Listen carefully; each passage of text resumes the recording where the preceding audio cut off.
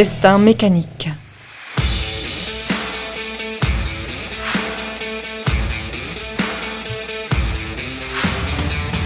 Depuis toujours, je suis fasciné par les véhicules à moteur et cette passion ne m'a jamais quitté. En grandissant, j'ai découvert un autre plaisir, celui d'écouter les gens me raconter leur vie. C'est en réunissant ces deux univers que l'idée de ce podcast est née.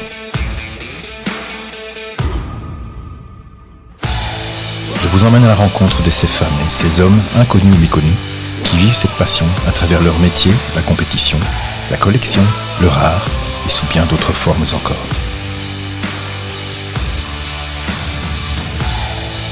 Laissez-moi vous partager ces parcours captivants, remplis de défis, d'émotions et parfois de nostalgie. Je suis Laurent et vous écoutez Destin mécanique. Destin mécanique, quand les battements du cœur se comptent en tours minutes.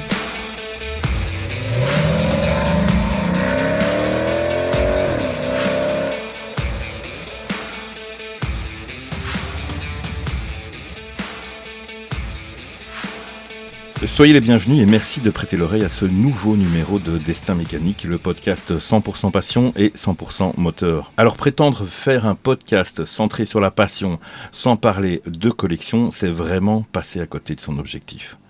Les collectionneurs sont en général assez discrets, parfois pour garder leur trésor à l'abri des convoitises ou simplement par crainte d'être pris pour quelqu'un d'un peu fou. Mais je pense que leur ténacité et leur envie de vouloir sans cesse développer leur collection peuvent être inspirantes pour nous tous. Dans cet épisode, je vous partage donc ma rencontre avec Vince, un collectionneur de miniatures automobiles. Nous allons parler de sa collection bien sûr, mais aussi essayer de comprendre ce qui le pousse à traquer la pièce rare, à connaître par cœur des détails que personne d'autre ne remarque.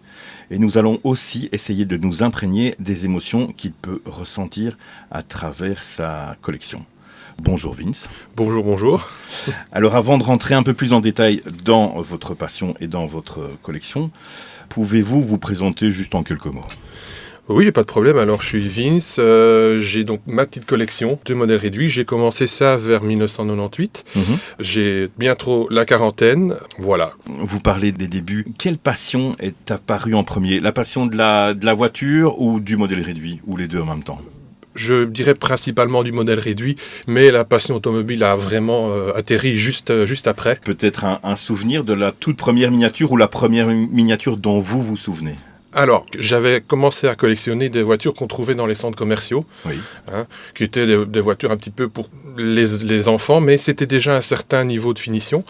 Et puis, j'avais la chance d'avoir des parents, enfin en tout cas un père collectionneur, et les dimanches on se rendait à la capitale et il y avait une boutique de miniatures, j'ai envie de dire professionnelle, même si le terme n'est pas tout à fait adéquat, mais disons des modèles réduits pour des collectionneurs avertis.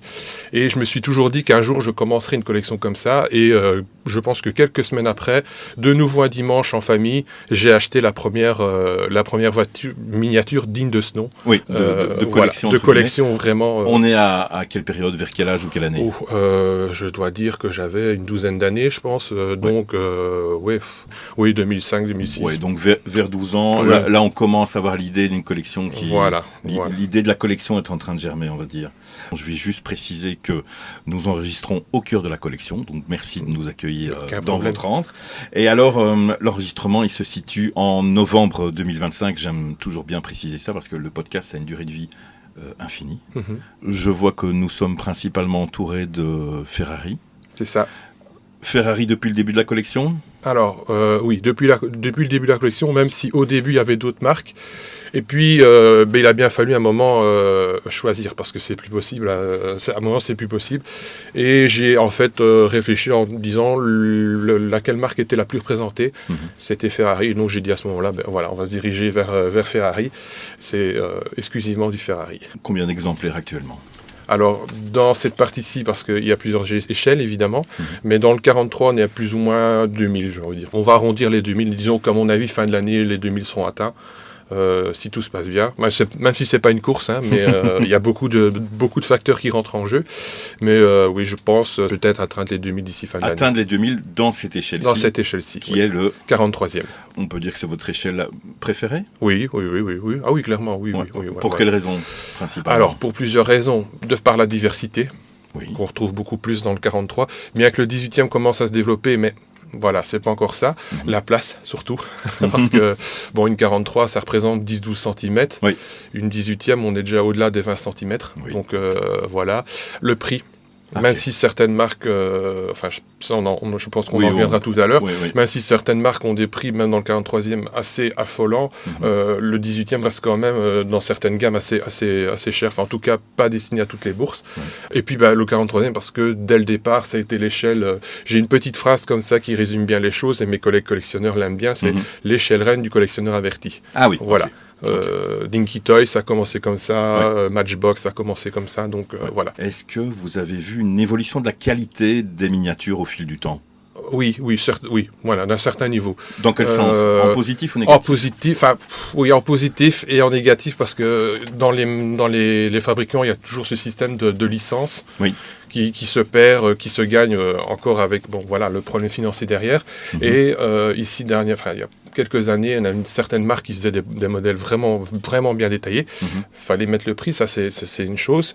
Mais cette marque a perdu la licence, une autre l'a récupérée, et on fait des modèles beaucoup moins détaillés. Le prix, évidemment, s'en s'est ressenti aussi. Donc là, il y a vraiment deux écoles. Est-ce qu'on préfère mettre le prix et avoir quelque chose de qualité ? Ou en disant non, moi je veux juste le modèle, je veux ce modèle dans la collection, même si c'est un modèle de moyenne qualité. Donc oui, effectivement, il y a dans certaines marques, j'ai envie de dire, une progression vers le mieux, dans d'autres, plutôt vers le bas. Voilà. Vous parlez des licences par rapport aux gens qui n'y connaissent strictement rien dans la collection de miniatures. Ça veut dire que les fabricants de modèles réduits doivent avoir l'autorisation du constructeur, du fabricant de Ferrari en l'occurrence, pour pouvoir reproduire leur modèle. Voilà, c'est ça. Dans la plupart des cas. Après, certaines marques n'ont pas cette obligation, et nous on vise ça sur le fait qu'ils reproduisent des modèles anciens. Donc des modèles des années 50 ou 60. Par contre, les modèles récents, effectivement, Ferrari appose une licence sur le produit. Et donc, évidemment, évidemment, il y a un coût financier derrière. C'est ça. Ferrari facture un peu l'autorisation d'utiliser la marque, le produit, les logos. Voilà. Par rapport au rythme de croissance de votre collection, est-ce que le rythme a tendance à se stabiliser, à connaître une vitesse de croisière, ou je suppose que c'est un peu en fonction des moyens financiers. Bien sûr. Et aussi, il arrive un moment où peut-être constituer la collection de façon réfléchie, ne pas commencer à glaner à gauche, à droite, juste pour le plaisir d'en avoir. Maintenant, voilà, il y a certaines choses dans lesquelles je ne dirige pas, parce que je suis quelqu'un qui est... quand il entame quelque chose, il veut arriver au bout. Et donc, moi, je fonctionne avec les catalogues. Si j'en commence une, il faut que le catalogue soit atteint, fini. Et évidemment, de nouveau, le coût financier derrière. Donc, je préfère me dire, non, je me consacre vraiment à telle ou telle marque. Ce qui me fait, faire des collections plutôt réfléchies. Et donc, pas acheter... Au début, on achetait beaucoup. Voilà. Et ici, depuis quelques années, c'est vrai que l'achat est réfléchi. Et donc, fatalement, le rythme d'acquisition est beaucoup moins important. En fait, si je comprends bien, vous avez vos marques fétiches. Voilà. Avec des séries fétiches et favorites, et vous essayez de suivre les sorties, les productions de... Voilà, ce qui sort en nouveauté, ou celles que je n'ai pas réussi à acquérir, parce que certaines collections datent, j'étais pas encore né, donc voilà, et c'est parfois un crève-cœur, parce que dans certaines marques, certaines fabrications sont vraiment, vraiment de qualité, mais je dis non, parce que me connaissant, si j'achète ce modèle-là, c'est une nouvelle marque marque à faire. Voilà, et il y a certainement le principal souci, c'est peut-être le coût financier, mais il y a aussi le coût de la place, parce qu'il faut savoir les mettre. Tout à fait. Ça devient un peu compliqué. Nous, voilà. À un moment, il faut serrer un petit peu les ardeurs et continuer dans ce qu'on a entamé. Quels sont vos fabricants préférés, vos marques préférées ? Alors, les marques préférées, donc moi, principalement... je vais peut-être parler un petit peu technique, mais Il n'y a pas de souci, Alors, mes principaux fabricants sont regroupés chez M4, qui est une fabrication italienne qui regroupe dans sa fabrique plusieurs marques. Il y a Art Model, Best Model, Rio. Par le passé, il y a eu Bang, mais il y a eu des histoires de famille, des choses comme ça, donc eux sont partis de leur côté, et entre parenthèses, ils n'existent plus. Et donc, je vais me concentrer vraiment sur Art, Best, et donc ces deux-là, qui, j'ai la chance à l'heure actuelle d'avoir tous les modèles, et même certains modèles que je ne suis pas censé avoir, mais bon, voilà, pour des raisons, puisque c'est des objets commerciaux où le particulier n'est pas censé les avoir. Et moi, par le filon, de bouche à oreille, tiens, j'ai ça de côté, ça t'intéresse pour... voilà. Je suis content de dire qu'il y a certaines collections ici qui sont complètes, et qu'on suit tous les mois les sorties, et qu'on achète, quoi. Voilà. Le rythme de sortie d'un nouveau modèle, ça dépend de quoi ? Du rythme de production de Ferrari elle-même ou pas forcément ? Alors ça dépend encore une fois des marques. Des marques vont se spécialiser dans les modèles historiques, et puis il y a des marques qui vont effectivement suivre les nouveaux modèles de la firme elle-même. Et alors, petite parenthèse, c'est que généralement ces marques-là produisent le modèle, sortent dans les vraies couleurs de Ferrari avec le vrai nom du Pantone de chez Ferrari. Voilà. Donc le principe qu'on discutait tout à l'heure de la licence, ça permet de faire ça aussi, d'avoir les vrais modèles avec la vraie couleur et le vrai terme. Par exemple, on prend le catalogue Ferrari. Voilà, moi je commande la vraie Ferrari, je veux telle couleur. Certaines marques vont reproduire la même couleur avec le même terme, le même nom au catalogue Ferrari. Ça va jusqu'à ce moment-là. Voilà. Par contre, les autres, les modèles historiques, évidemment, il y a des courses qui ont été faites dans les années 50. La photo en couleur n'existait pas encore. Donc là, c'est vraiment un travail de recherche. Et donc, là, on va être un petit peu dans le brouillard. Et les constructeurs vont essayer d'analyser au mieux la couleur. Donc voilà. Y a-t-il certaines marques qui ont disparu et dont vous regrettez la disparition, des marques qui étaient particulièrement bien faites? Alors... ici, donc, comme j'expliquais, il y a Bang qui a disparu. Mais là, encore une fois, ça m'attriste moins parce qu'il me manque plus qu'un modèle et j'ai la collection complète. Et je sais même pas si le modèle existait finalement parce que ça fait des années que je recherche. Par contre, on a effectivement, comme je vous expliquais, les modèles qui étaient mieux produits avec un certain coût, notamment Hot Wheels qui avait une gamme qui s'appelait Elite, où là, on avait des choses... évidemment, c'est compliqué pour les auditeurs parce qu'ils n'ont pas le visuel, mais ici, on a la gamme Elite où les modèles sont vraiment d'une finesse pas possible. Où là, par exemple, la petite antenne, c'est simplement une petite tige en fer, alors que chez certains constructeurs, ça va être une tige en plastique épaisse et tout à fait moche. Et là, ça on regrette quand même parce que la finesse n'est plus là, évidemment, et les détails sont moins bien faits. Et donc voilà. Mais en tant que collectionneur, nous on n'a pas le monopole d'être assez puissant pour dire refaites-en nous.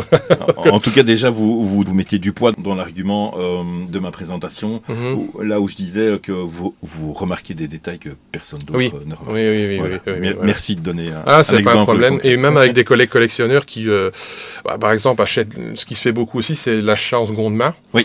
Et j'ai l'œil observateur parce que certains viennent me consulter en disant tiens, qu'est-ce que t'en penses? Je dis elle est pas chère, mais je les regarde sur la deuxième photo, il manque telle pièce ou il manque telle pièce. Voilà. Ou par exemple la boîte correspond pas.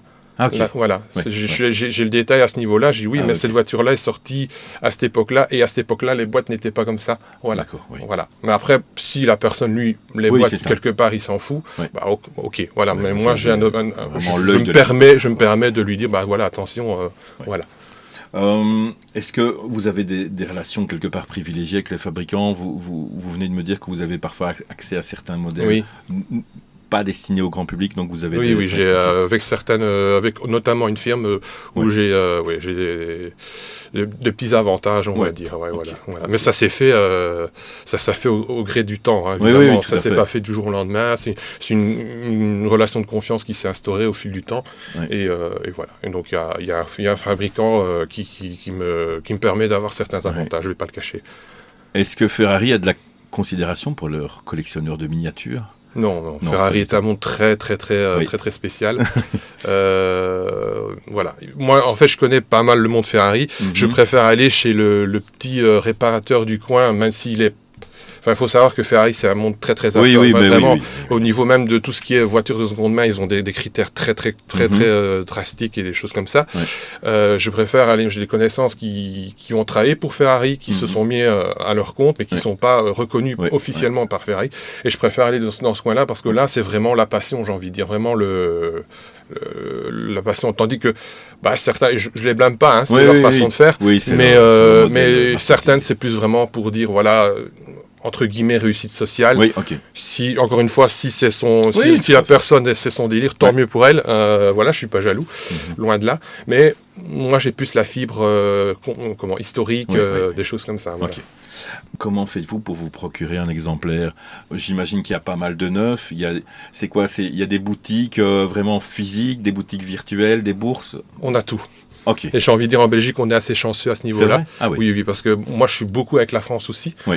Moi, j'ai des amis français, ils pleurent. Hein. C'est vrai ? Pleurent, oui. Au niveau boutique, ils sont... Au niveau magasin physique, on est mieux lotis. Oui. Quelles enseignes, par exemple ? Mais c'est beaucoup de beaucoup de petites boutiques en elles-mêmes. Oui, voilà. Donc c'est des indépendants principalement. Flandre, Wallonie ? Il y a tout, partout. De tout. Partout. Okay. On en a en Flandre, on en a en Wallonie, Wallonie un peu moins quand même. Faut avouer donc je vais plutôt dire le Hainaut. Le Hainaut, on en a beaucoup moins. Il y a à ma connaissance, j'en connais qu'une, qui est là depuis des années. Ceux qui ont l'habitude savent de qui je parle. Et j'étais même étonné qu'ils existaient encore. Mais après, oui, dans le Brabant wallon, dans le Namurois, dans la province de Liège, en Flandre, on en a quelques-unes, effectivement. Et après, viennent s'ajouter, effectivement, les boutiques en ligne. Oui. Et là, évidemment... Là, on a vraiment le choix dans tout ce qu'on... Oui. Est-ce qu'il y a des bourses d'échange intéressantes en Belgique ? Alors en Belgique, oui quand même, je dois le dire quand même. Oui. Après moi je suis, avec toute la modestie ça devient compliqué pour moi d'en trouver, parce que évidemment moi j'ai vraiment un thème vraiment établi, donc voilà. Mais pour des gens qui sont collectionneurs que ce soit l'échelle, la marque, le fabricant, j'ai envie de dire que même au niveau bourse, il y a de quoi faire. Voilà. Donc la Belgique bien située dans le paysage des collectionneurs, on va dire. Voilà, c'est ça. D'autres pays où il y a des collections de qualité, en tout cas des marchés de qualité, des magasins de Alors, qualité. je dirais un petit peu l'Allemagne et la Hollande. Okay. La Hollande, oui. La Hollande. En plus, on parle de bourse. Il faut savoir que la Hollande a la plus grosse bourse d'Europe de miniatures. Ah oui. La Namac, par exemple, qui fait plus ou moins 10 000 m² d'exposants. Donc, oui, voilà.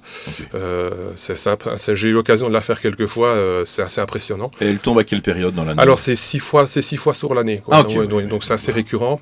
Si j'ai un conseil à donner, c'est prévoyez un petit budget avant d'aller, parce que voilà, sortir de là sans rien, c'est pas possible. Ok, il faut se limiter. Un budget dans le sens, voilà, après tout dépend d'où on démarre évidemment, mais moi si je pars à la Nama, j'ai quand même 2h30 de route.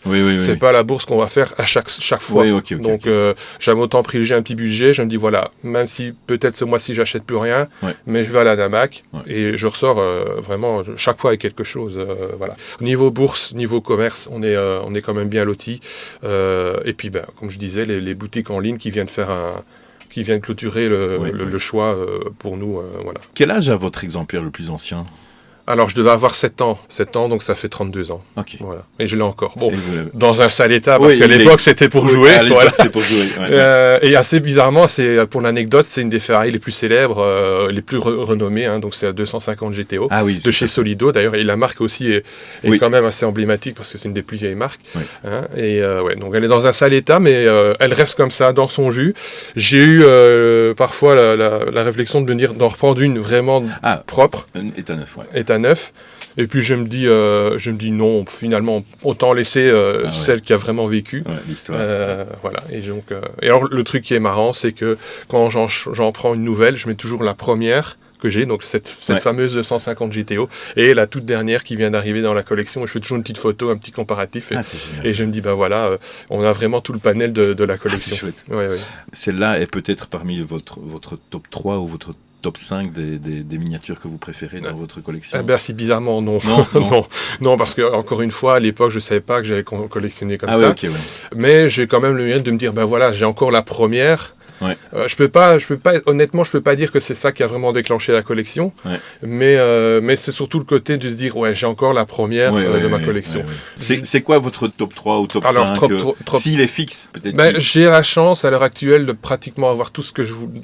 Les Saint Graal, j'aime bien dire ça, les Saint Graal, qui m'a fait faire pas mal de kilomètres d'ailleurs, ça je peux l'évoquer très brièvement après. Oui, bien sûr. Mais notamment la Namac, celle que j'ai trouvée, une que je cherchais depuis des années, je l'ai trouvée à la Namac.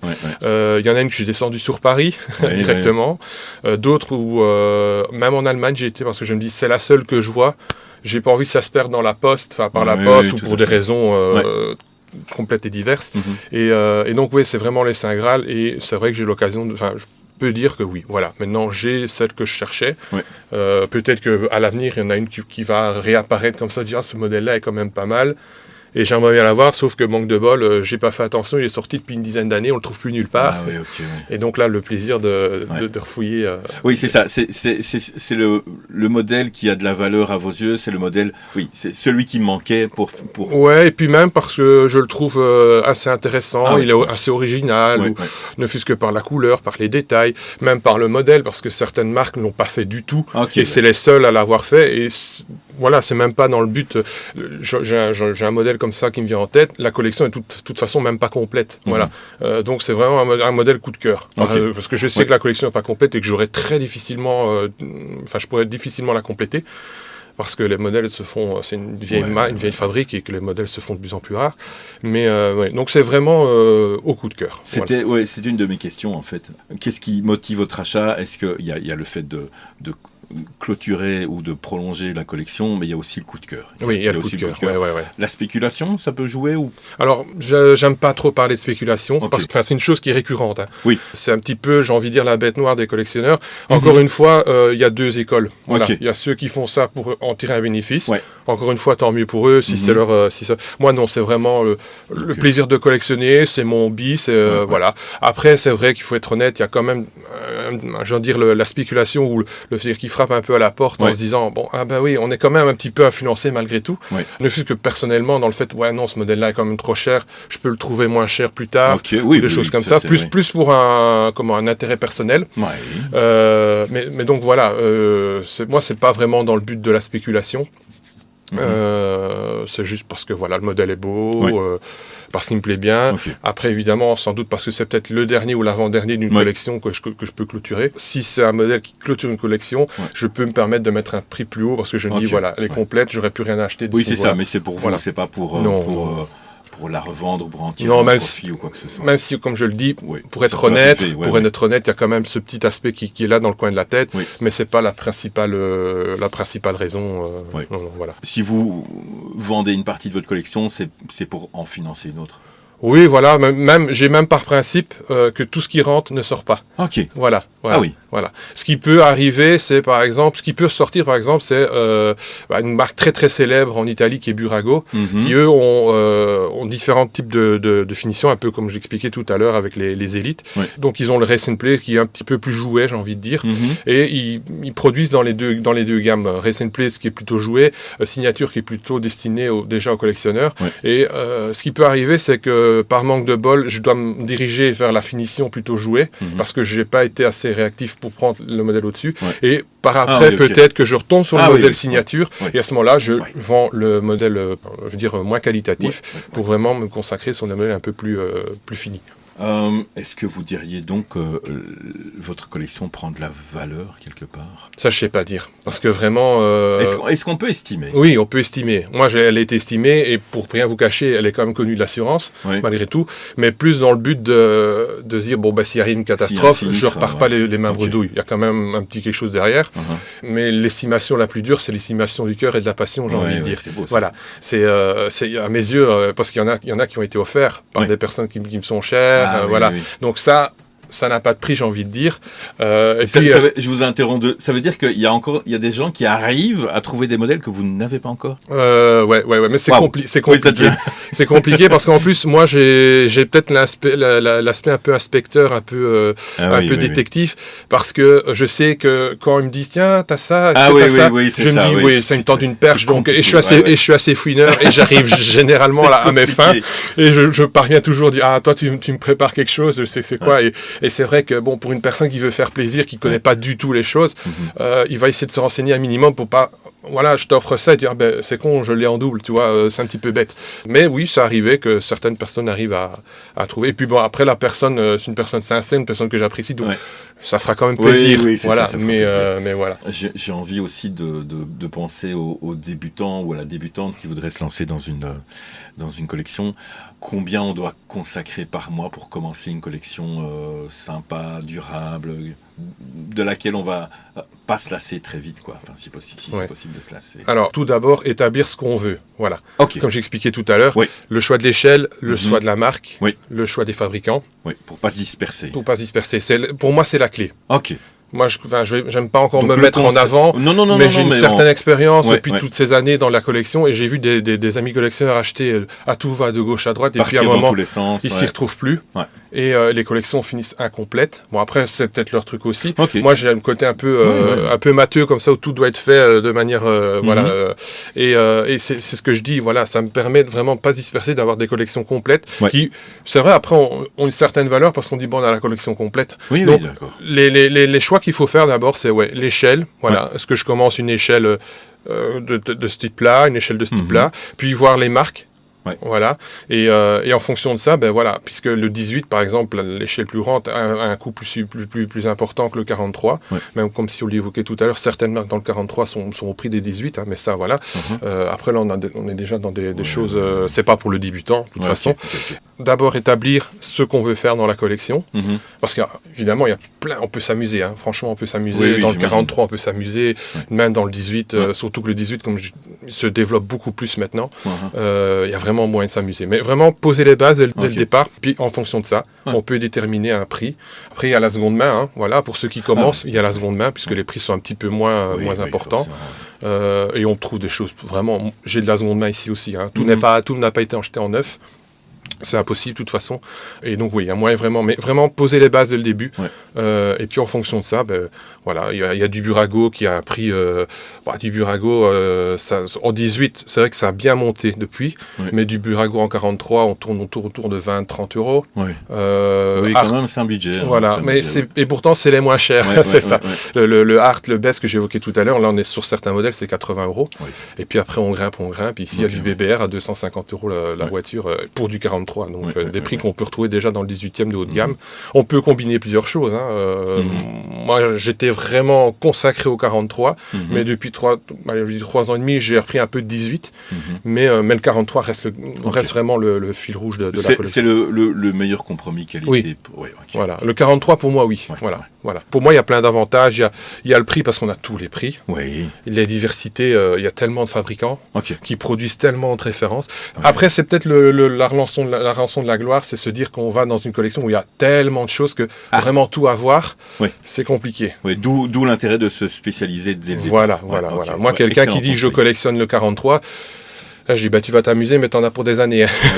Donc, faut vraiment mettre des balises à un moment ou l'autre. Excellent. Encore que c'est mon avis. Oui, c'est ça. Voilà. C'est ça, moi, c'est des gens viennent me trouver en disant tiens, parce que évidemment, je suis sur les réseaux et des gens viennent me parler et me disent tiens, qu'est-ce que tu penses de ça? Je lui réponds exactement la même chose. C'est dire pose-toi et prends le temps de réfléchir un petit peu à ce que dans quoi tu veux te diriger.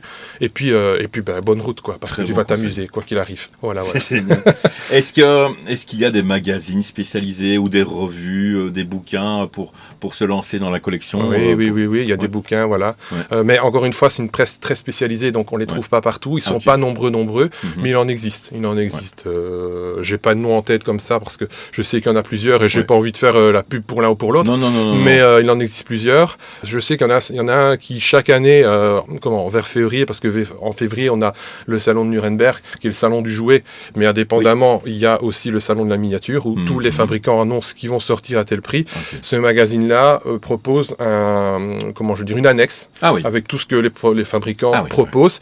Mais il y a quand même de la presse. Alors, il y a des catalogues aussi, mais ça, c'est hyper difficile à avoir. Ça devient de plus en plus difficile, parce que maintenant, Internet, ça facilite beaucoup de choses. Les catalogues sont en ligne, mais par le passé, il y avait des catalogues, on cochait un petit peu comme les Saint-Nicolas, comme ça. Tout à fait. Voilà. Donc, Mais il y a quelques guides comme ça qui permettent de se diriger un petit peu à gauche à droite. Est-ce que vous êtes au courant du processus de fabrication d'une miniature ? Vous pouvez en quelques mots, nous dire comment la miniature arrive sur le présentoir d'un marchand ? Alors, encore une fois, ça dépend de quelle marque. Art Model vont faire des modèles anciens. Donc, après, il faut savoir qu'Art Model, ils ont pas tant de modèles que ça, mais eux, ce qu'ils vont faire, c'est les décliner dans toutes les versions qui ont existé. Ça peut être une version du Mans, comme ça peut être les 3 heures de Pescara, donc une course qu'il y a peut-être 200 spectateurs que personne ne connaît. Et ils vont reproduire le moule. Parce qu'ils ont sur base de photos ou sur base de photos. C'est sur base de photos. C'est pour ça que tout à l'heure j'évoquais parfois les petites erreurs. Parce qu'encore une fois les couleurs, tout ça, c'est les photos en noir et blanc, donc voilà. Et ils vont la reproduire. Donc eux, fatalement, c'est un peu plus simple parce que les masters sont un système de master avec un métal qui est injecté. C'est ce qu'on appelle le Zamac. C'est la grosse différence. En fait, ça c'est vrai que j'ai oublié de le dire. Il y a 2 grosses écoles à l'heure actuelle. C'est qu'il y a le Zamac et la résine. Donc c'est 2 processus complètement différents. Savoir que dans certains cas, le Zamac, ça peut être ouvrant. Quand je dis ouvrant, c'est qu'on peut avoir les portes qui s'ouvrent, les capots qui s'ouvrent. La résine, on oublie. C'est bien trop fragile. Donc, ils vont injecter le métal, qui est un mélange de cuivre et de zinc, quelque chose comme ça. Et donc, ça va arriver par presse. Et puis, en tout cas, pour Art Model, c'est l'avantage, c'est que c'est encore fait main. Donc, après, il y a tout un travail de ponçage. Et puis, c'est mis en couleur, il y a des décalques qui sont posés dessus, ça part à la production. Alors, Art Model, depuis quelques temps, ils sont passés en série limitée, donc ils n'en produisent plus qu'entre 90 et 50, donc ça facilite le travail, mais avant, on était sur des productions de 200-300 modèles, donc là, c'est un certain coût. Puis, c'est emboîté, hop, on les met dans les boîtes, la firme annonce ça aux distributeurs, nous, on reçoit ça quand on est abonné à certaines choses. C'est vrai que maintenant, c'est plus facile avec tout ce qui est, encore une fois, réseaux sociaux, et Internet, et puis l'importateur apporte ça chez les détaillants, et et on va chercher chez le détaillant. Et évidemment, il y a un travail de conception, comme on l'avait évoqué, des recherches. Pour Art Model, non, mais après, je vais partir sur des marques plus prestigieuses comme BBR, où là, il y a vraiment un travail informatique derrière, avec du graphisme, parce qu'ils doivent vraiment tout remettre à l'échelle, donc tout est recalculé sur ordinateur. Et là aussi, c'est fait, je pense. Là, je m'y connais un peu moins chez BBR, mais c'est fait aussi de la même manière, sauf que c'est de la résine, évidemment. Et voilà, donc il y a quand même un travail derrière. Un vrai processus de conception. Voilà. Et encore, si, tout à l'heure, on évoquait... Je vais parler des licences. Ce qui importe aussi, c'est que si il y a une erreur dans le modèle, Ferrari ne donne pas la licence et ne peut pas, donc la firme ne peut pas nous commercialiser le modèle. Parce que s'il y a des problèmes de proportion, des choses comme ça. Il faut savoir que BBR, par contre, c'est vraiment le BBR. Il y a BBR et MR qui sont un peu attachés à Ferrari dans le sens où ils vendent directement ces modèles-là dans le réseau Ferrari. Voilà. Donc c'est vraiment les choses. Il y a Amalgam aussi, mais là, Amalgam, on est dans des prix stratosphériques. On est vraiment. C'est ce qu'on trouve dans les concessions Ferrari. Pas les autres modèles. Donc là, c'est vrai, il y a vraiment un travail de recherche très important pour vraiment satisfaire. Tandis que partenariat direct avec la marque. C'est ça. On imagine le prix. Voilà. Je peux vous donner une idée de prix. Chez Amalgam, une 1/18e, on tourne autour de 2-3 000 euros.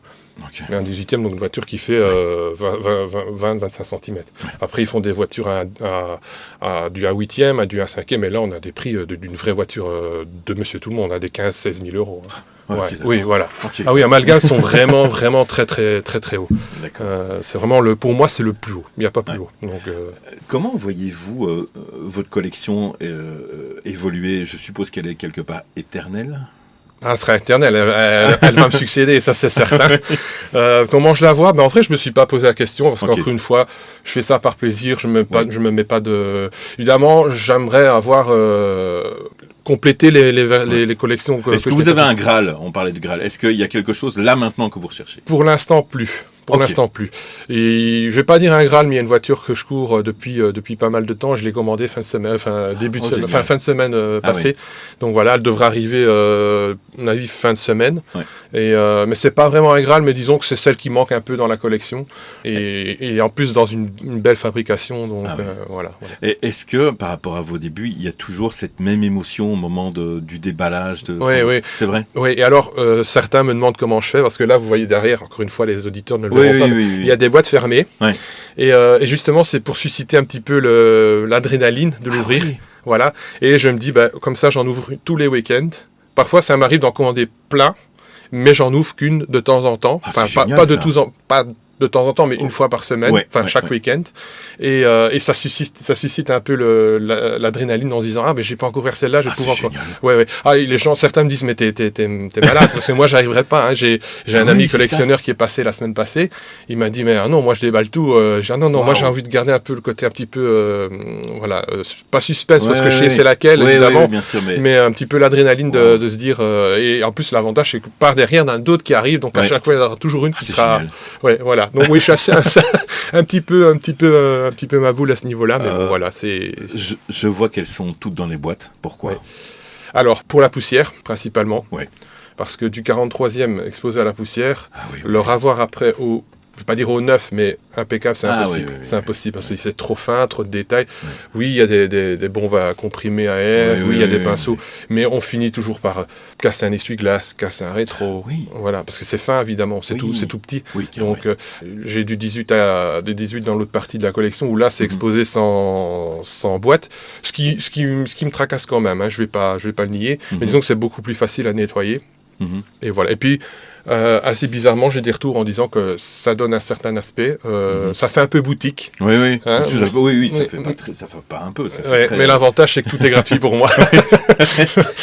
Mais c'est principalement pour la poussière. Et puis, je trouve que l'objet est complet. Enfin, la voiture est complète avec la boîte fait partie de l'objet. Parce qu'il y a toujours un petit décor derrière. Voilà.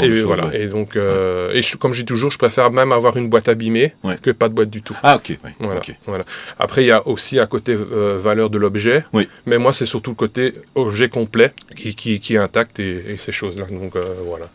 Par rapport au milieu de la collection ou peut-être au milieu de l'automobile, est-ce qu'il y a des personnalités que vous trouvez inspirantes par la taille de la collection ou bien par leur passion ? Oui, il y en a certains, oui. Moi, je le connais pas personnellement, je l'ai jamais vu, c'est à travers les revues. Il y a un chirurgien dentiste du côté de Milan qui, lui, en a 5000, je pense, ou quelque chose comme ça. Que du Ferrari, donc c'est assez impressionnant. Et puis dans les vrais, oui, moi j'ai quelques personnes, un certain youtubeur qui travaille dans l'horlogerie. Voilà, je vais pas citer le nom. Je pense que ceux qui connaissent, c'est Emmanuel, ils le savent. Où il a une collection de voitures, mais des vraies cette fois-là. Assez impressionnante. Oui, donc vous suivez des youtubeurs. Je suis certains youtubeurs. Plutôt aussi des youtubeurs qui sont plutôt axés mécaniques. Voilà. Et alors, mon petit dada, c'est assez paradoxalement par rapport à mon âge, c'est que moi, je suis fan d'anciennes.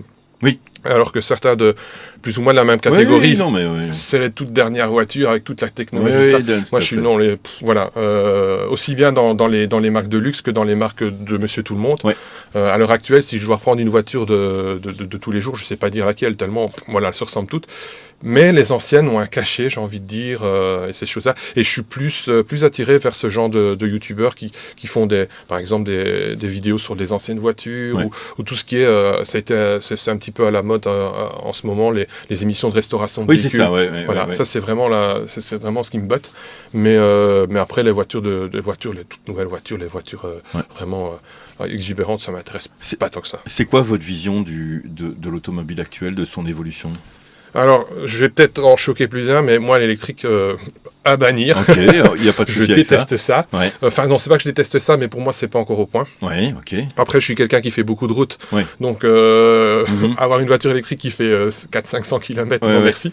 Après, je suis aussi pour le progrès. Je comprends qu'il faut faire des choses. Donc, pour moi, c'est pour ça. Je vais pas être aussi catégorique en disant pas du tout, mais je pense que c'est pas le moment encore, c'est pas encore prêt. Du coup, les petites vieilles voitures qui... si on a un peu de connaissances, on peut bidouiller 2-3 trucs. Oui, tout à fait, bien sûr. Et voilà, c'est ça ma vue. Voilà, et donc, un œil un peu critique sur l'évolution de Ferrari, qui commence aussi à faire un peu la part belle à la technologie, oui, à l'hybridation. Et il part dans certains délires aussi. Okay. Ici, ils ont sorti un dernier modèle qui l'ont nommé Testarossa, qui est un modèle assez emblématique de Ferrari. Ouais. Alors, le modèle est beau en lui-même, même si certains me disent « Oh non, il est moche. » Après, c'est les interprétations. Oui, la chose que je ne comprends pas, c'est pourquoi l'avoir appelé Testarossa, parce qu'elle ressemble tout sauf à une Testarossa. Ouais. Parce qu'il y a certains modèles qu'on peut encore envisager certaines lignes, recouper certaines choses en disant oui, effectivement, ce côté-là ressemble plus à ça. Mais là, par contre, non. Voilà, je n'ai pas compris. Mais le modèle en lui-même ne me dérange pas. Ouais. Mais pas le nom, on ne comprend pas.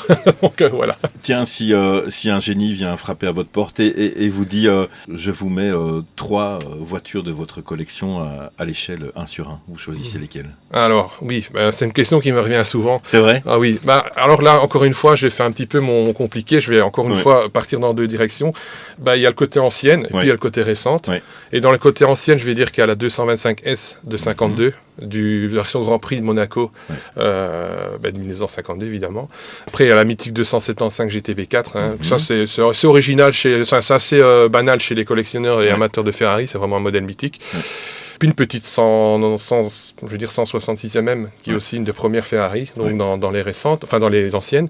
Puis dans les récentes, il y a la F8 Tributo, j'aime bien, et la 296 GTB, mais après, 3, ça va être compliqué. Mais donc, si on doit faire, si vous devez faire avec un budget limité votre garage de rêve, elles sont dedans. Voilà, elles sont dedans, ouais. Peut-être une autre non Ferrari dans votre garage réel de rêve? Alors, peut-être une petite Alfa, mais vraiment les Alfa des années 60, là, les petites Giulietta, les petites 1600 Sprint, des choses comme ça. Mais ça, c'est déjà beaucoup plus abordable. Oui. Et allez, la voiture pour aller chercher le pain, un Daily, on va dire. Un Daily en Ferrari? De rêve. De rêve. Peut-être bien finalement la 225. C'est vraiment celle qui je l'ai en 43, je l'ai en 18 dans la même configuration. C'est vraiment les deux mêmes en 18 et en 43. Donc c'est vraiment le Saint Graal. C'est un mot qui va revenir souvent, mais vraiment le Saint Graal. Oui, mais je me souviens qu'à l'époque, quand j'étais abonné à la revue du Ferrari Club, et ils avaient une page à la fin où il y avait les estimations. Mais là, on parlait des vrais. Et bon, je parle de ça une vingtaine d'années. Elle était déjà estimée entre 7 et 8 millions d'euros. À condition qu'on en trouve une. Parce qu'il y a déjà cette option-là de la retrouver dans un état... et il fallait déjà compter entre 7 et 8 millions d'euros il y a de ça une vingtaine d'années. Donc là maintenant, on est certainement pas loin des 30 millions. Donc pas assez d'une vie pour le faire en tout cas. Est-ce que vous avez des réseaux sociaux où éventuellement on peut vous retrouver déjà pour connaître vraiment visuellement votre collection, mais aussi pouvoir vous poser quelques questions? Oui, alors... Les principaux, Facebook, YouTube, Instagram et récemment TikTok, sous le nom de Ferrarissime Collection. Ferrarissime Collection sur YouTube, sur Facebook et Instagram. Donc la page Facebook, la page Instagram, voilà. Vous alimentez, c'est quoi? Vous faites des room tours, vous présentez des nouvelles pièces? Voilà, alors principalement sur Instagram, c'est les nouveautés uniquement. Donc chaque fois qu'il y a une nouveauté qui arrive, elle est en photo, je la poste. YouTube, c'est les déballages. Et alors YouTube aussi, il y a le côté visite de boutique. Donc je fais partager les adresses, les foires aussi. Oui. Voilà. Et alors, les unboxings des voitures que je reçois. Ça. Page Facebook, là, c'est un peu toute l'actualité, j'ai envie de dire. Voilà. Ce que je reçois, je veux dire les rencontres, parce que de temps en temps, il y a des personnes qui viennent, des avis sur les miniatures qui sortent. C'est vrai que Facebook, c'est vraiment la chose qui est vraiment alimentée très, très, très souvent. Parce que, les autres, c'est une nouvelle voiture arrive, on la poste. YouTube, c'est pareil, c'est des déballages, puis les bourses quand j'ai l'occasion de les faire. Il y a notamment la Namac dessus. Donc, Ferrarissime Collection. Ferrarissime Collection. Merci Vince de l'accueil. Je ne peux qu'inviter les gens à suivre vos réseaux sociaux. C'est comme ça que je vous ai connu. Donc, votre chaîne YouTube, votre page Facebook, Ferrarissime Collection. C'est ça. Bien ça. Voilà. Abonnez-vous, surtout à YouTube. Il y a un cap des 500. Oui, c'est ça. On aimerait bien avoir les 500. Il y a un cap des 500 à passer bientôt. Merci beaucoup pour la confiance de me laisser rentrer ici dans votre collection. Voilà. C'est vrai que je dois avouer qu'il n'y a pas grand monde qui est rentré ici. Oui, mais je suis bien bien mais content bon, du privilège et je vous en remercie. Voilà. Et bien, quant à vous qui nous écoutez, merci d'avoir écouté ce nouvel épisode de Destin Mécanique. N'hésitez pas à vous abonner et à partager ce podcast. Je vous invite à me faire part de vos commentaires, remarques et suggestions sur Facebook, Instagram et par mail à destinmécanique@gmail.com. Et je vous dis à très bientôt pour un nouvel épisode de Destin Mécanique, le podcast 100% passion et 100% moteur.